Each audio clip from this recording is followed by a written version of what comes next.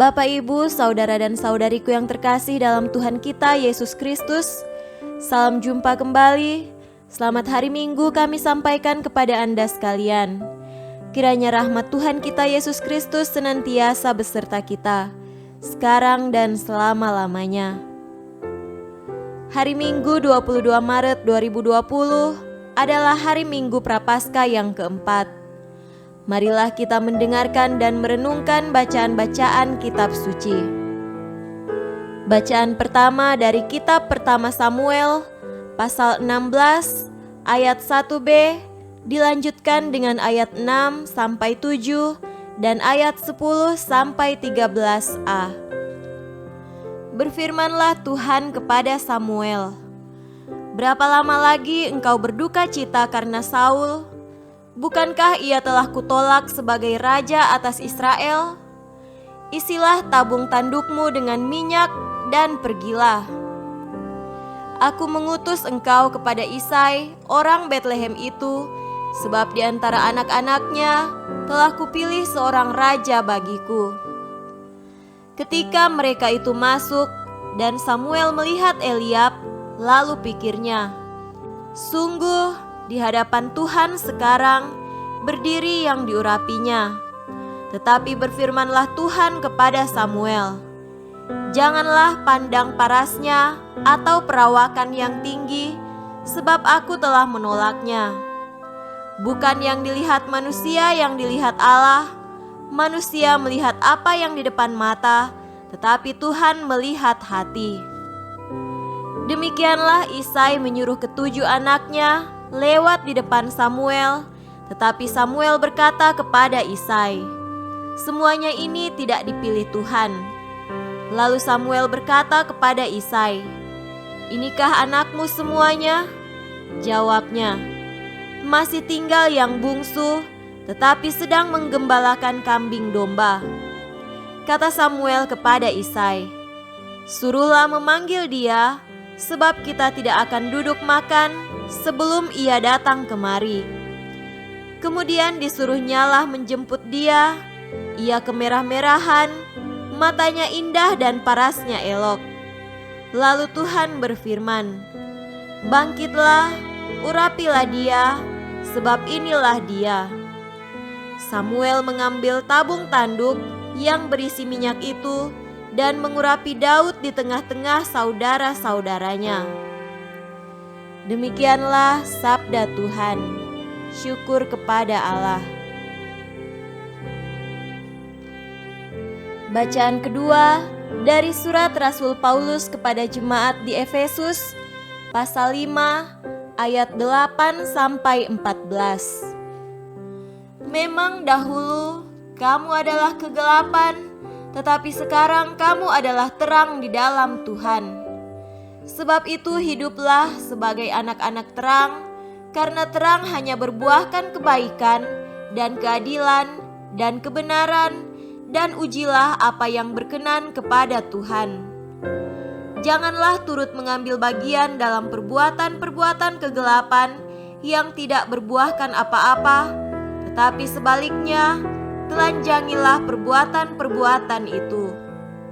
Sebab menyebutkan saja pun apa yang dibuat oleh mereka di tempat-tempat yang tersembunyi telah memalukan. Tetapi segala sesuatu yang sudah ditelanjangi oleh terang itu menjadi nampak, sebab semua yang nampak adalah terang. Itulah sebabnya dikatakan, 'Bangunlah, hai kamu yang tidur, dan bangkitlah dari antara orang mati, dan Kristus akan bercahaya atas kamu.' Demikianlah sabda Tuhan. Syukur kepada Allah. Tuhan beserta kita, sekarang dan selama-lamanya. Inilah Injil Yesus Kristus menurut Yohanes. Dimuliakanlah Tuhan. Injil Yohanes pasal 9, ayat 1 sampai 41. Waktu Yesus sedang lewat, ia melihat seorang yang buta sejak lahirnya. Murid-muridnya bertanya kepadanya, "Rabi, siapakah yang berbuat dosa, orang ini sendiri atau orang tuanya, sehingga ia dilahirkan buta?" Jawab Yesus, "Bukan dia dan bukan juga orang tuanya, tetapi karena pekerjaan-pekerjaan Allah harus dinyatakan di dalam dia. Kita harus mengerjakan pekerjaan Dia yang mengutus aku selama masih siang.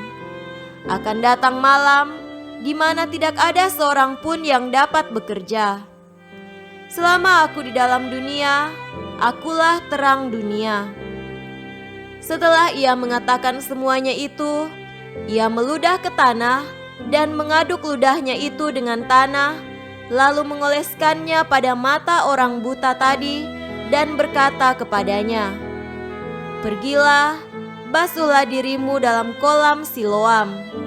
Siloam artinya yang diutus. Maka pergilah orang itu, ia membasuh dirinya, lalu kembali dengan matanya sudah melek. Tetapi tetangga-tetangganya dan mereka yang dahulu mengenalnya sebagai pengemis berkata, "Bukankah dia ini yang selalu mengemis?" Ada yang berkata, "Benar, dialah ini." Ada pula yang berkata, "Bukan, tetapi ia serupa dengan dia." Orang itu sendiri berkata, "Benar, akulah itu." Kata mereka kepadanya, "Bagaimana matamu menjadi melek?" Jawabnya, "Orang yang disebut Yesus itu mengaduk tanah, mengoleskannya pada mataku dan berkata kepadaku, 'Pergilah ke Siloam dan basuhlah dirimu.' Lalu aku pergi, dan setelah aku membasuh diriku, aku dapat melihat." Dan mereka berkata kepadanya, "Di manakah dia?" Jawabnya, "Aku tidak tahu." Lalu mereka membawa orang yang tadinya buta itu kepada orang-orang Farisi. Adapun hari waktu Yesus mengaduk tanah dan memelekkan mata orang itu adalah hari Sabat. Karena itu, orang-orang Farisi pun bertanya kepadanya, bagaimana matanya menjadi melek. Jawabnya, "Ia mengoleskan adukan tanah pada mataku, lalu aku membasuh diriku, dan sekarang aku dapat melihat." Maka kata sebagian orang-orang Farisi itu, "Orang ini tidak datang dari Allah, sebab ia tidak memelihara hari Sabat." Sebagian pula berkata, "Bagaimanakah seorang berdosa dapat membuat mujizat yang demikian?" Maka timbullah pertentangan di antara mereka. Lalu kata mereka pula kepada orang buta itu, "Dan engkau, apakah katamu tentang dia, karena ia telah memelekkan matamu?" Jawabnya, "Ia adalah seorang nabi." Tetapi orang-orang Yahudi itu tidak percaya bahwa tadinya ia buta dan baru dapat melihat lagi, sampai mereka memanggil orang tuanya dan bertanya kepada mereka, "Inikah anakmu yang kamu katakan bahwa ia lahir buta? Kalau begitu, bagaimanakah ia sekarang dapat melihat?" Jawab orang tua itu, "Yang kami tahu ialah bahwa dia ini anak kami dan bahwa ia lahir buta, tetapi bagaimana ia sekarang dapat melihat, kami tidak tahu, dan siapa yang memelekkan matanya, kami tidak tahu juga. Tanyakanlah kepadanya sendiri, ia sudah dewasa, ia dapat berkata-kata untuk dirinya sendiri." Orang tuanya berkata demikian karena mereka takut kepada orang-orang Yahudi, sebab orang-orang Yahudi itu telah sepakat bahwa setiap orang yang mengaku dia sebagai Mesias akan dikucilkan. Itulah sebabnya maka orang tuanya berkata, "Ia telah dewasa, tanyakanlah kepadanya sendiri." Lalu mereka memanggil sekali lagi orang yang tadinya buta itu dan berkata kepadanya, "Katakanlah kebenaran di hadapan Allah. Kami tahu bahwa orang itu orang berdosa." Jawabnya, "Apakah orang itu orang berdosa Aku tidak tahu. Tetapi satu hal aku tahu, yaitu bahwa aku tadinya buta dan sekarang dapat melihat." Kata mereka kepadanya, "Apakah yang diperbuatnya kepadamu? Bagaimana ia memelekkan matamu?" Jawabnya, "Telah kukatakan kepadamu dan kamu tidak mendengarkannya. Mengapa kamu hendak mendengarkannya lagi? Barangkali kamu mau menjadi muridnya juga?" Sambil mengejek, mereka berkata kepadanya, "Engkau murid orang itu, tetapi kami murid-murid Musa. Kami tahu bahwa Allah telah berfirman kepada Musa, tetapi tentang Dia itu kami tidak tahu dari mana Ia datang." Jawab orang itu kepada mereka, "Aneh juga bahwa kamu tidak tahu dari mana Ia datang, sedangkan Ia telah memelekkan mataku. Kita tahu bahwa Allah tidak mendengarkan orang-orang berdosa, melainkan orang-orang yang saleh dan yang melakukan kehendak-Nya. Dari dahulu sampai sekarang tidak pernah terdengar bahwa ada orang yang memelekkan mata orang yang lahir buta. Jikalau orang itu tidak datang dari Allah, ia tidak dapat berbuat apa-apa." Jawab mereka, "Engkau ini lahir sama sekali dalam dosa, dan engkau hendak mengajar kami?" Lalu mereka mengusir Dia keluar. Yesus mendengar bahwa Ia telah diusir keluar oleh mereka. Kemudian Ia bertemu dengan dia dan berkata, "Percayakah engkau kepada Anak Manusia?" Jawabnya, "Siapakah Dia, Tuhan? Supaya aku percaya kepadanya." Kata Yesus kepadanya, "Engkau bukan saja melihat Dia, tetapi Dia yang sedang berkata-kata dengan engkau, Dialah itu." Katanya, "Aku percaya, Tuhan." Lalu ia sujud menyembahnya. Kata Yesus, "Aku datang ke dalam dunia untuk menghakimi, supaya barang siapa yang tidak melihat dapat melihat, dan supaya barang siapa yang dapat melihat menjadi buta." Kata-kata itu didengar oleh beberapa orang Farisi yang berada di situ, dan mereka berkata kepadanya, "Apakah itu berarti bahwa kami juga buta?"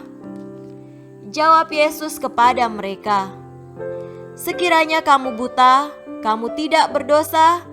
Tetapi karena kamu berkata, 'Kami melihat,' maka tetaplah dosamu." Demikianlah Injil Tuhan. Terpujilah Kristus.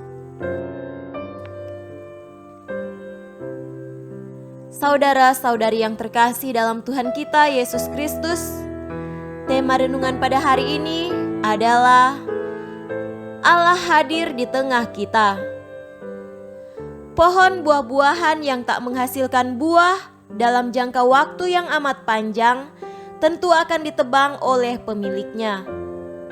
Perbuatan-perbuatan jahat, hal yang tidak berkenan di mata Allah, disebut sebagai perbuatan kegelapan yang tidak menghasilkan buah apapun, dan karenanya perlu ditelanjangi atau dikikis. Demikianlah warta surat Paulus kepada jemaat di Efesus dalam bacaan hari ini.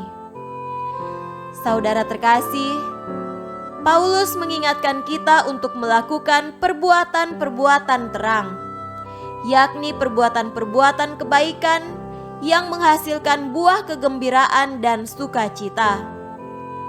Jikalau kita menghendaki orang lain berbuat baik terhadap kita dan tidak menghendaki orang lain berbuat jahat terhadap kita, demikian juga kita, hendaknya kita dapat melakukan perbuatan baik terhadap orang lain. Perbuatan baik membawa kegembiraan, sedangkan perbuatan jahat membawa kerugian bagi orang lain. Daud dipilih Allah untuk diurapi menjadi raja karena kualitas perbuatan baik itu. Yesus melakukan perbuatan baik terhadap orang buta. Yesus memelekkan mata orang buta, dan si buta pun bisa melihat.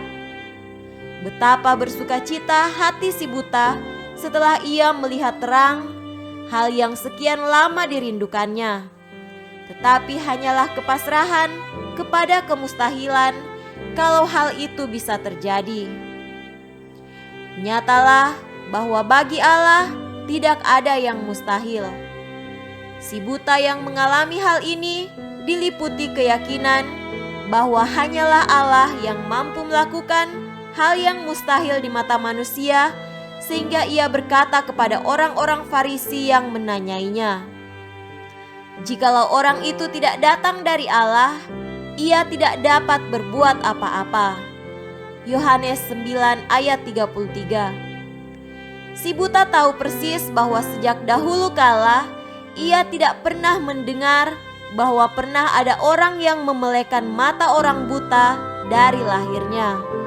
Ayat 32. Allah yang melakukan itu untuknya. Saudara-saudari yang terkasih dalam Tuhan kita Yesus Kristus, luar biasa efek perbuatan baik yang kita lakukan kepada sesama kita atau yang dilakukan orang lain terhadap diri kita. Hanya rasa syukur yang bisa terucap dari dalam hati kita bahwa Allah sungguh-sungguh hadir di tengah hidup kita. Perbuatan baik sekecil apapun akan menciptakan kegembiraan di antara kita umat manusia. Semoga demikian. Amin.